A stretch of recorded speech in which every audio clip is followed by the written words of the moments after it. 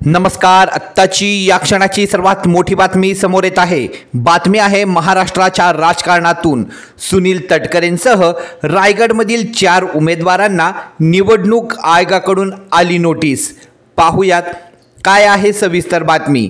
राष्ट्रवादी काँग्रेस अजित पवार गटाचे रायगड लोकसभा मतदारसंघाचे उमेदवार सुनील तटकरे यांना निवडणूक आयोगाने नोटीस बजावली आहे। निवडणूक खर्चाची नोंद अपूर्ण असल्याने ही नोटीस बजावण्यात आली आहे। आज 6 मे रोजी तटकरे यांनी केलेल्या निवडणूक खर्चाची तपासणी होणार आहे। लोकसभा निवडणुकीत निवडणूक आयोगाची उमेदवारीच्या खर्चावर विशेष नजर असते।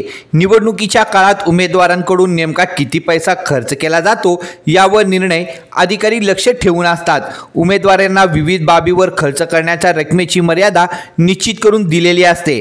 रविवारी निवडणूक निर्णय अधिकाऱ्यांनी रायगड लोकसभा मतदारसंघातील उमेदवारांच्या खर्चाचा हिशोब तपासला तेव्हा सुनील तटकरे यांच्यासह 4 उमेदवारांच्या खर्चात मोठी तफावत आढळून आली। त्यामुळे निवडणूक आयोगाने 4ही उमेदवारांना नोटीस पाठवल्या आहेत।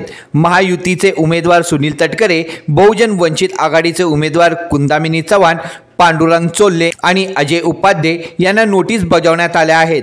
प्रलंबित खटल्याबाबतची माहिती कमी खप असलेल्या वर्तमानपत्रात प्रसिद्ध केल्याप्रकरणी कुंदिनी चव्हाण आणि पांडुरंग चोल्ले यांना नोटीस बजावण्यात आली आहे। तर 10,000 पेक्षा कमी निवडणूक खर्च असल्याने अपक्ष उमेदवार अजय उपाध्ये यांना देखील निवडणूक आयोगाने नोटीस बजावली आहे। निवडणूक खर्चाची नोंद अपूर्ण असल्याने तटकरे यांना नोटीस बजावण्यात आली। आज 6 मे रोजी तटकरे यांनी केलेल्या खर्चाची तपासणी होणार आहे। या व्हिडिओबद्दल आपले काय मत आहे कमेंट करून नक्की कळवा। व्हिडिओ आवडला असेल तर जास्तीत जास्त लाईक करा, शेअर करा आणि अद्याप आपण आपल्या न्यूज चॅनलला सबस्क्राईब केले नसेल तर लवकर सबस्क्राईब करा व शेजारच्या बेल आयकॉनला क्लिक करा। धन्यवाद।